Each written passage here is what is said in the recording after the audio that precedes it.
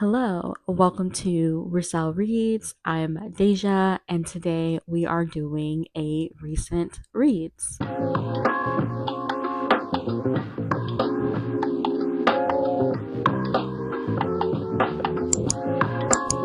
It has been a while since I did my last recent reads, and as you may or may not know, if you've been watching this channel for a while, I just have not been reading as much this year. I will say that it is starting to pick up a little bit, but yeah, I just haven't been reading as much. So while I have, I think, around 12 books to talk about, I think this is just like the recent reads from the previous year, and that it's a lot of shorter things or graphic novels and stuff, but I still wanted to come on here and just talk about what I have been reading. So the first book I will talk about are actually books, plural, because it is the wrap up of a series.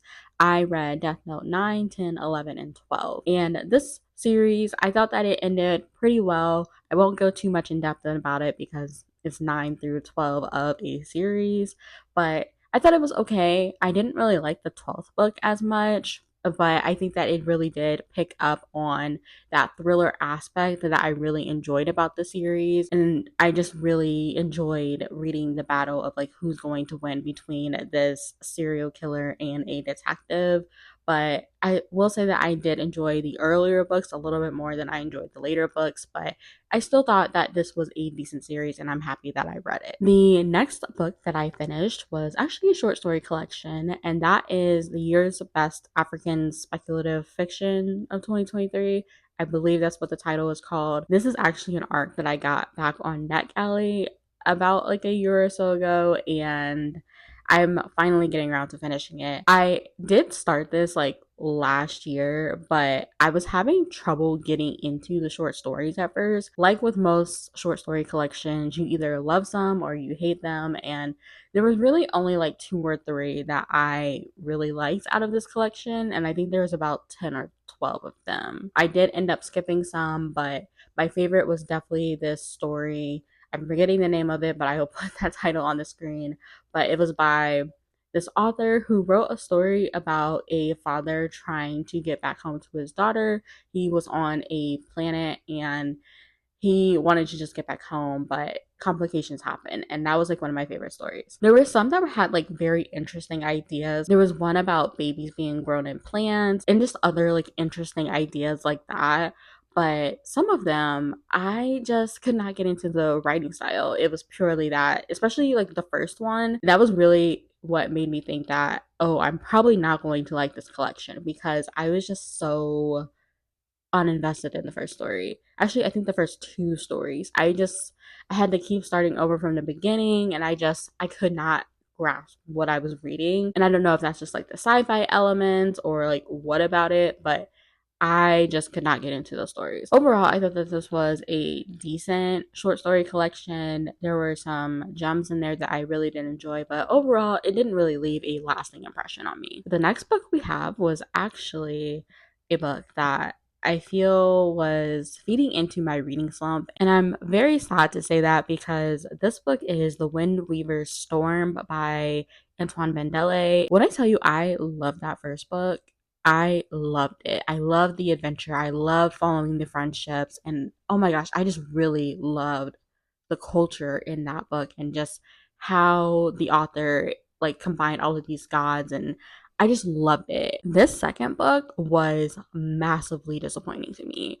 I struggled through this book for months and I really picked it up because I did get an arc of the third book, but with how much I struggled with reading this book, I had to take a little bit of a pause. And the reason why I'm massively disappointed with this book is because it did not bring those elements that I liked in the first book. I said that I liked the adventure, the magic, the friendship. This second book is filled with so much teenage angst and day to day things that I'm just like, what happened?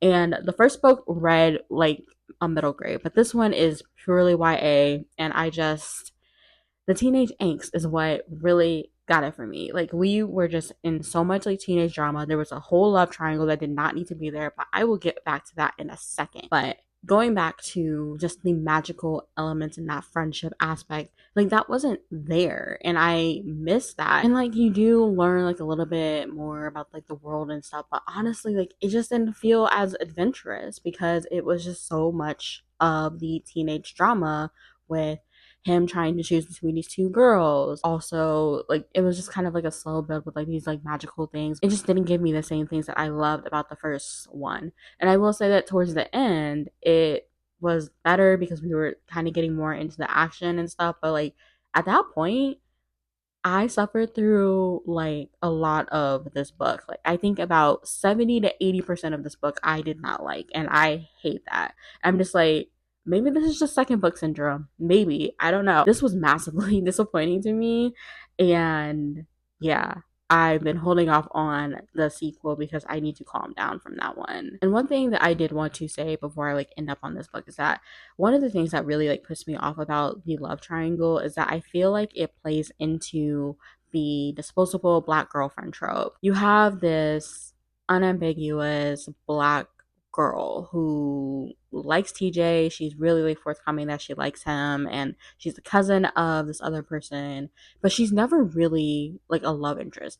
TJ doesn't really like her, and I'm just like, is this the disposable black girlfriend trope that we're seeing here in a YA book? And we didn't even need her at first. Like we knew, like you just know because TJ doesn't like her that she's not really a love interest. So I really don't even understand why she was there in the first place. But that was like my main gripe with that love triangle because I'm just like, it's there for no reason. At least no reason to me. Maybe it is there for some reason that other people can like point out, but like it just added extra annoyance on top of everything else that I wasn't enjoying. So yeah, I I'm disappointed, to say the least. The next book that I have to talk about is a short story that I read from Hoopla, and that is Blood is Another Word for Hunger by River Solomon. River Solomon is like one of my favorite authors. I really like the way that they just write their stories, and it leaves me like uncomfortable, but like I just, the way that they write their prose is just something that I really vibe with. And I feel like this one was no different. This one definitely gave me like gore, violence. It follows a person after they murdered their slave owners, and a lot of the themes of birthing and rebirth, just where people like go after being enslaved for so long. And yeah, it was just interesting themes, I will say. It was definitely like a lot to think about in such a short story, and it was very like visceral in the descriptions because I was getting uncomfortable with like reading some of it, especially the childbirth part. So definitely content warnings for that. But yeah, it was a decent read. Not my favorite by them, but a decent read. And then we have Whispers of the Lake by Shanora Williams. So this is another book that I had an arc of, and this one wasn't my favorite Shanora Williams. Honestly, I think I'm starting to get to the point that I don't really want to read Shanora Williams thrillers anymore, especially after I saw that on Threads, like she doesn't really put much effort into writing these thrillers. So I'm just like, I don't know, they're popcorn thrillers, so I guess I don't know. I'm just, I don't know if I'm really that interested anymore. But this one basically follows a woman after she walks in and finds her husband and her friend being intimate with each other. So she hasn't talked to this friend in a while, and the sister of that ex friend basically ends up calling her saying she hasn't heard from her sister in a while, and that sends the main character on a journey to figure out what happened to her. I thought that this was fine. It wasn't a favorite of mine, and I don't know. I feel like I struggled with the pacing of this one. It just felt so slow, and I feel like it's more of a mystery than a thriller, and I think that's why I wasn't really called to it because it's really just a slow build of like what happened. You get these journal entries from the friend, which is kind of taking place like throughout just the entire like history of like what happened and everything, and then you also just get the present day where you're just trying to piece all these pieces together. And yeah, it was fine. I thought it was a very like slow build up. And I did this thing that I feel like Shanora Williams does a lot in her works, which I only read about 3 of them so far, I think. Maybe 4 because I DNF'd one.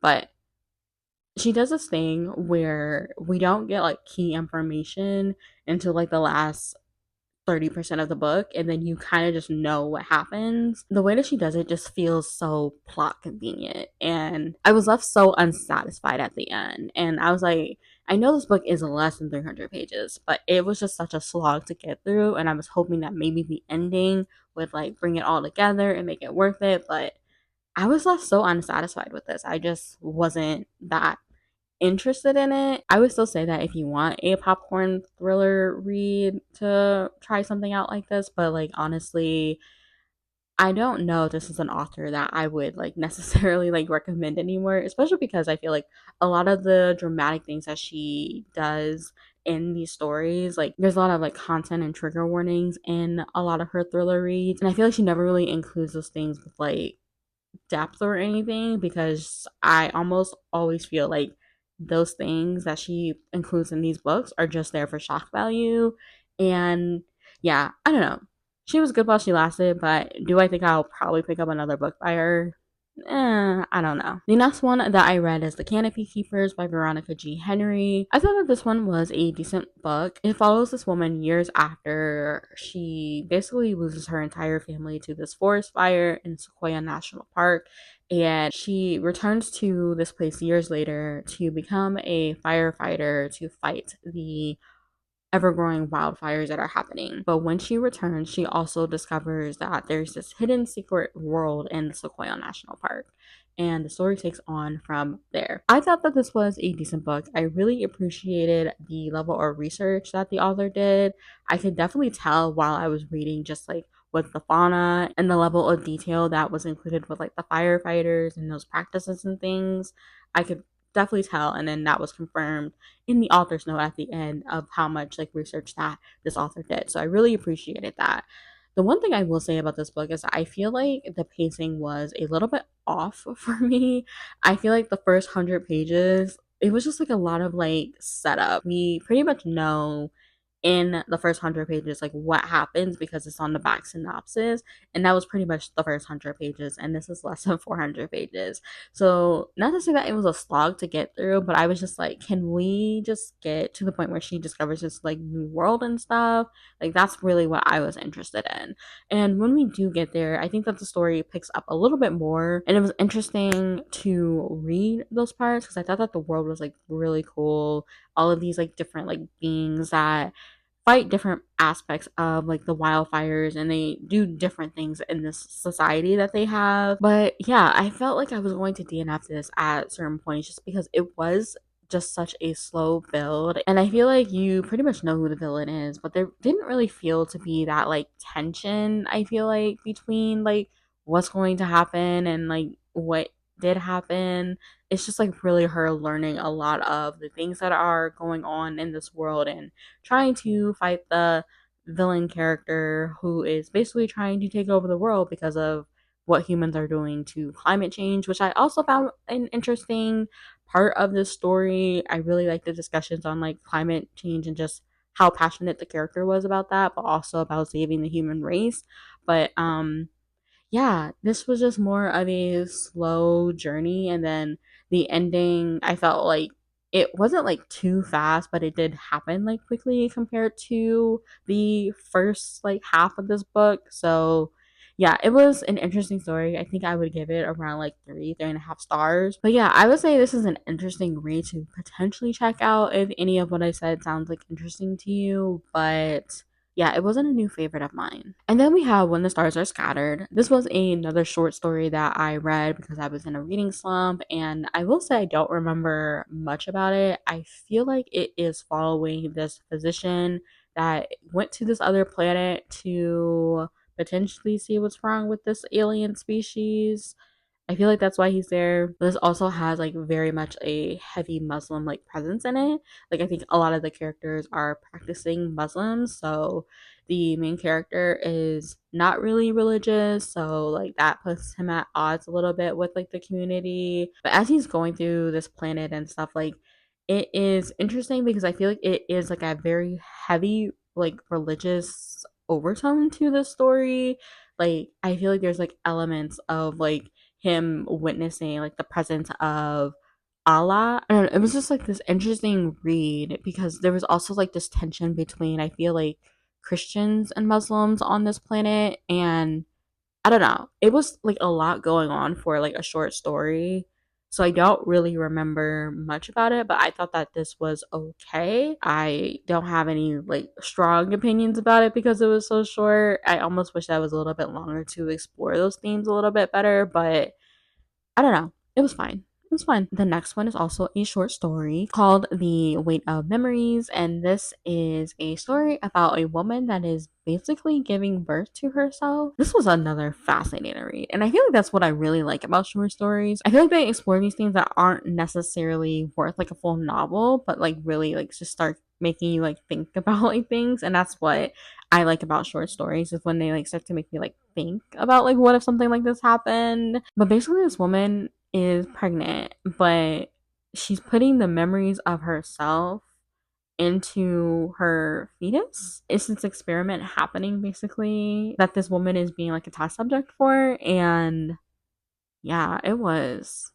something. It was an interesting story. I don't want to say too much about it because like this is like a very very short story, but yeah, that whole premise of her basically giving birth to herself, it was fascinating to say the least. And the last book that I have to talk about is the high for this entire video, and that is The Memory of the Ogisi by Moses Osei Utomi.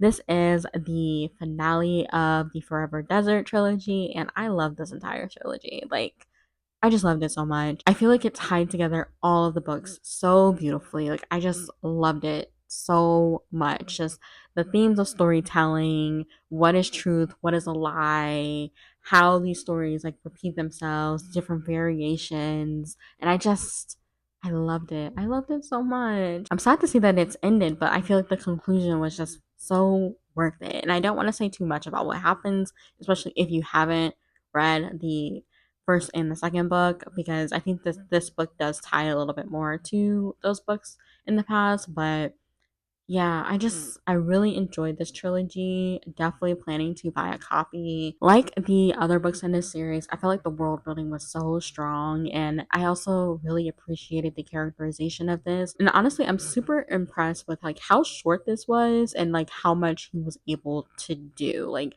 I feel like the world building was so strong, the characterization was really strong. I didn't really feel confused about the different characters. But honestly, the strongest part about this entire series was just that theme of storytelling. Who's telling truths, who's telling lies, what a story like really does for a community, what has people like believing. Like I just really enjoyed that aspect of it. There was like one element of the story that I did not really see coming that is more like magical, and not to say that there's like no magic in this world, but like there was like a certain element that I was just like, oh, we're going that direction. Okay, that's interesting. But it didn't deteriorate from my enjoyment. It just kind of caught me off guard that this is where we were going with the story. But overall, I highly recommend this trilogy. I plan to buy the entire trilogy, which I think says something because I hardly ever do that. But like, I really loved this author's writing. I really love the characterization. Like, I just love so much about this novella series that I just need more people to pick it up because I want more people to gush about it with me. And I did receive that one as an ARC, so I really appreciate the publisher for allowing me to read that because, yes, it was like a high for this entire video for my last few months of readings. But that will wrap up this video. I really hope that you have enjoyed it. Let me know if you've read any of these books or if you're interested in trying any of these books. I would definitely love to know. But if you don't want to do that, you can also just leave whatever emoji I put on the screen to let me know that you are here. But again, I thank you so much for watching, and I will see you in my next video. Bye!